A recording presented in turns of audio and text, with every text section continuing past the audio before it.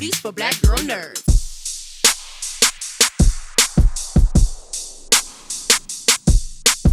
Thank you so much, Mr. Bautista. Again, a pleasure. Another movie of yours that I super duper enjoyed. Even when Thank you're you. being a brolic badass, there's so much warmth to you and what you bring to each of these characters that you play. Is that important to you to keep that heart, to keep that integrity? And does that help you kind of make the role very, very authentic to who you are as a person? Yeah, and thank you for noticing, because it's always the first thing it's the first thing I ask about. It's the first thing I look for. I've just got a chip on my shoulder. I always have been. I've never wanted to be typecast as that guy who is just reliant on physicality. I never want to be typecast as an action guy. I set out in this business to be a better actor, and so. I always look for those roles, even if roles don't initially afford me the opportunity in the script. I always, I talk to people, I talk to directors, producer. Is there any way that I can contribute in this way? Can I add this to this character to make them just a little different? To make people want to empathize with this person and become invested in this character, and also give me the opportunity to actually perform as an actor because. At the end of the day, that's what I'm after. I really want to be a better actor, and I can't do that if I'm not acting. The physical part is it's something I don't find particularly challenging. It's not something I'm after. I came from a long history of professional wrestling. I feel like I've been there, done that. The physicality stuff is not something that intrigues me. I don't want to be an action hero. It's just I want to be an actor, and I want people to be able to watch my films or know about me and say that this guy can do everything. This guy is a full-ranged actor, and that just means more to me than being an action hero. So I look for those things. I ask for those questions.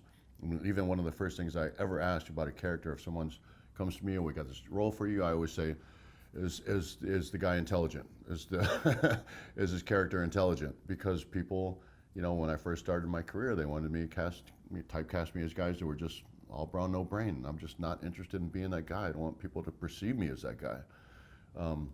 So yeah, absolutely, it's intentional. It was intentional from the very beginning of my career. Those will always be the questions I've asked.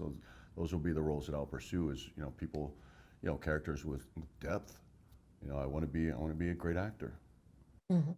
Yeah, I mean, you can bring the little tear jerk, without it being too hokey and too Yeah, over the top. I yeah, like the way you kind of ride that line yeah, between, sensitivity, but yeah. not gushy, so to Yeah, I say. don't want it to feel ingenuine. I draw from real experiences. I draw from true experiences. So I think what I try to put on film is what would genuinely, the way I would feel about certain things. And when I look at situations or, scenes that are written, I always I put myself in those shoes, which a lot of times I'm able to do because I don't have, I have bad memories. I've had hard times in my life. So it's not a real stretch for me to put myself in those situations, but I always try to bring a sense of reality. I think that's who I want to be as an actor. I want to bring a sense of realism, a sense of being grounded as a performer. So you're right. I don't want to, I know there's those moments in certain things where you just over the top,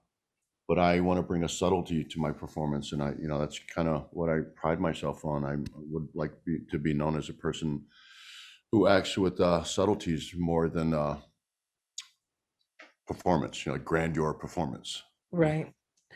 You've mentioned in previous interviews that you really wanted this opportunity to work with Zack Snyder. So, how has this experience changed you as a performer working with someone notable like him who's got these massive projects? It did a lot. I got Zach took me to school, which is what I was hoping for because I've been a fan of Zach's for a long time, well before I ever met Zach, well before Zach even knew who I was. And there was a common denominator that I always noticed on Zach's films, and that was that they were visually stunning. Like his films are beautiful.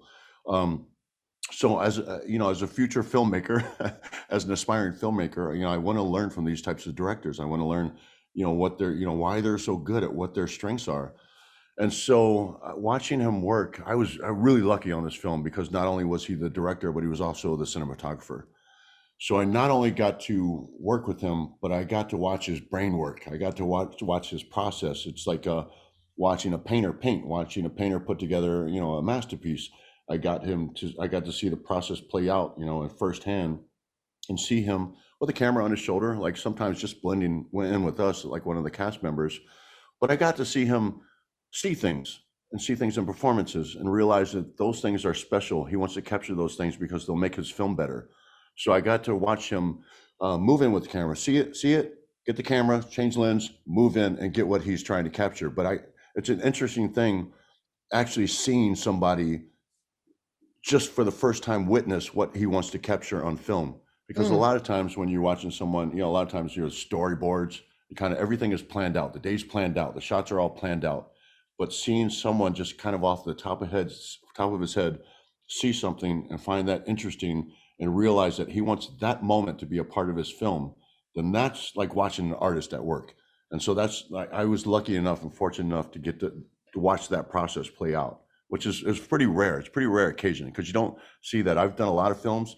Not once have I ever seen, until I worked with Zack, a director with a camera over his shoulder, just like going for broke, just in it with us. Like he was just all the time in it with us, in the dirt with us, in the heat with us, just in the grind with us. And that was, it was a special experience. And I got to witness how he makes his magic. Well, that was awesome. You were great, Dave. I enjoyed talking to you as always. Terrific film. And thank you for your time today. Yeah, thank you. Yeah, Take care.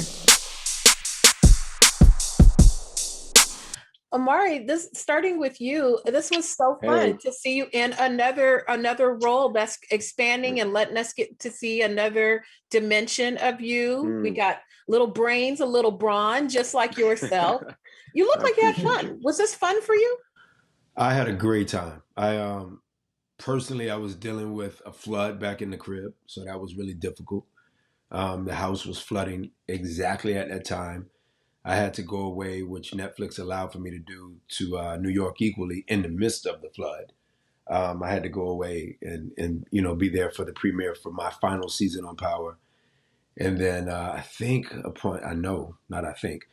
upon ending that, we had to get on a plane and then go back to the homestead and make sure that Nova, my eldest daughter, was prepped for school, which was the following day. And then head back to Albuquerque, New Mexico to get back into it with my dear teammate and Matthias and the rest of the Army of the Dead. So that, there was a lot of life happening, but equally, that can be usable for a character like Vanderohe, to your point, to show all the different range shown, not only in the character, but also the film and the story that Zack told. So I was able to insert some of that real life crap that I was dealing with into this movie, and I had a lot of fun doing it. And it's hard not to have fun, Jeandra, when you're dealing with, of course, Matthias and all that he brought, not just his comedic timing, but also just his person. So it was great. The whole cast was incredible to work with, and I'd do it all over again. In that same 105-degree heat, I'd do it all over again. Matthias, you guys were such a terrific pairing. I love a quirky, smart person. I like to think I'm a quirky, smart person, Ludwig Dieter is. When you have to get into something like safe cracking, in essence, it's illegal, in essence. So where does one begin to study the nuances of how to bust into somebody's safe? That's funny. You just have to type it in YouTube. It's I didn't know that before. I was like, okay, safe cracking YouTube. Boom, enter, and then you can see there's a guy who does that for a living, and that's of course, but it's like he's one of the fastest safe crackers in the world. He's a champion, and there was no one ever who was beating him. He was like is this the right? Beats him? Was beat? It's okay. So and that was so interesting, and he was like his senses were so like fine and fantastic that he could feel a feather on the lock in that safe, and it's crazy. That's and I prepped with this guy, so that's pretty awesome. Dieter. I might have to check out some YouTube videos. Not that I'm going to be breaking anybody's safe, but I might have to check that out. With this also, with playing against each other, Omari, even though your character is not meant to be funny, there are some wonderful unintentional funny exchanges and the way that the two of you communicate with each other. When you began shaping who this character was in your mind, what did you think he was in essence? I thought, great question. First of all, I thought that he was someone who was tortured. I thought that he had definite post-traumatic stress syndrome. You know, he definitely was carrying that. But I thought he was this weird sort of juxtaposed reality of a soldier, a killer, who equally sort of was paying homage to those whom he was killing.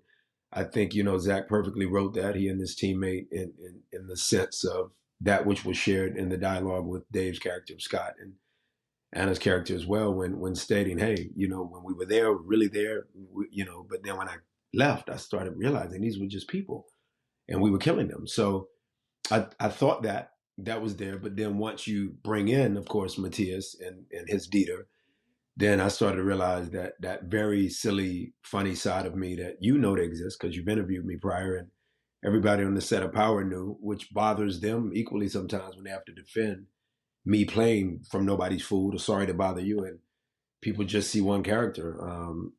And I think you know, Matthias gave me a fair shot immediately to be like, oh, he's funny.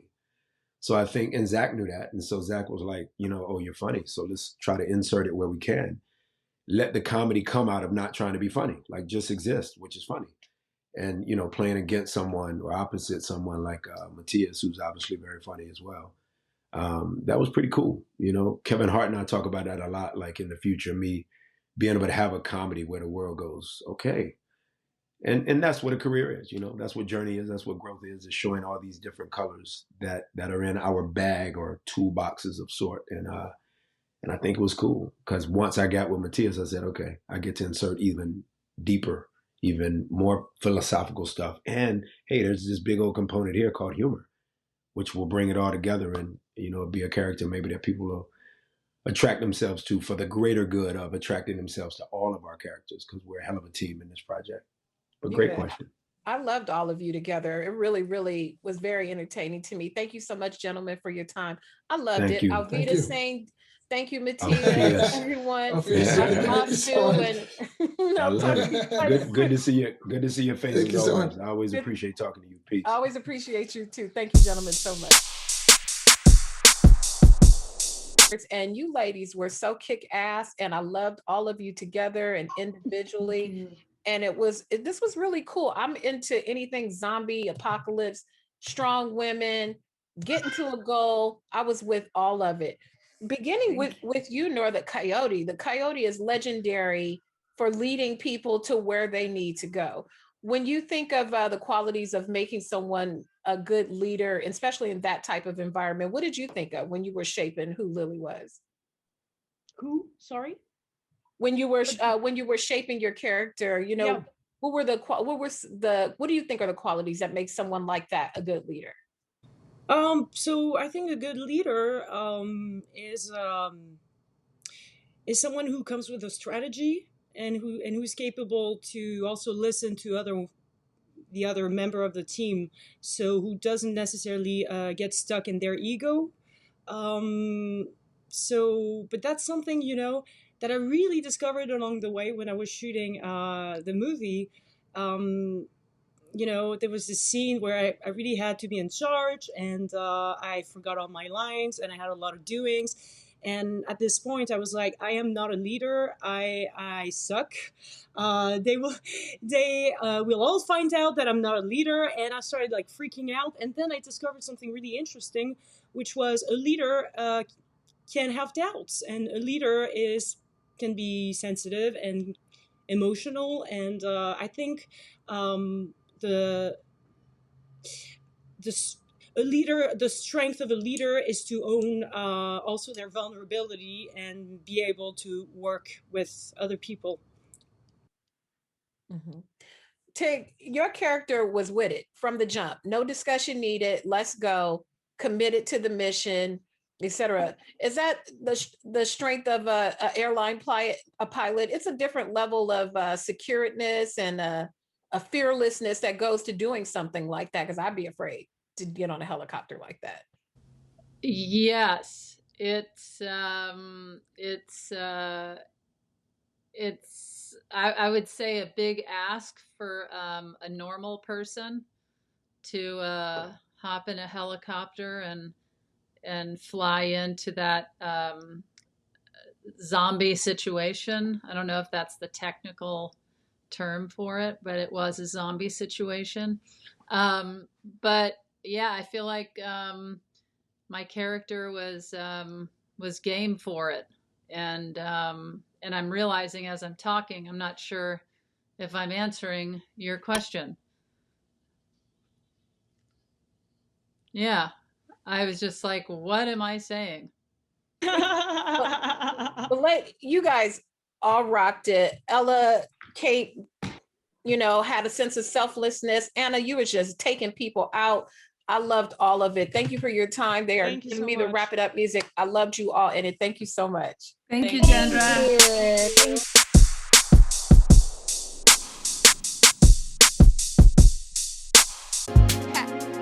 Better shake your booties for black girl nerves.